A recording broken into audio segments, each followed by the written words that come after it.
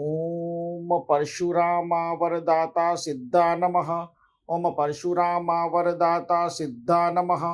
ओम परशुरामा वरदाता सिद्धा नमः। ओम परशुरामा वरदाता सिद्धा नमः। ओम परशुरामा वरदाता सिद्धा नमः। ओम परशुरामा वरदाता सिद्धा नमः। ओम परशुरामा वरदाता सिद्धा नमः। ओम परशुरामा वरदाता सिद्धा नमः। ओम परशुरामा वरदाता सिद्धा नमः।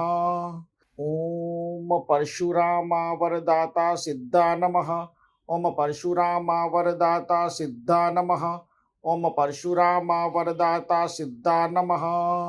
भगवान परशुराम की आशीर्वाद की कृपा और उनके जैसी शक्ति की ऊर्जा आपकी ऑरा में हो और आप अपने मनवांछित फलों की प्राप्ति कर सके और अपने अंदर के डर को भगा सके, चिंता को दूर कर सके, मन में शक्ति और शांति दोनों का समन्वय हो। ऐसी मैं ओमकार के दिव्य चैतन्य से और भगवान परशुराम से प्रार्थना करता हूँ कि आपको ऐसी शक्ति और सामर्थ्य और शांति दे। ओम नमः, ओम नमः, ओम नमः।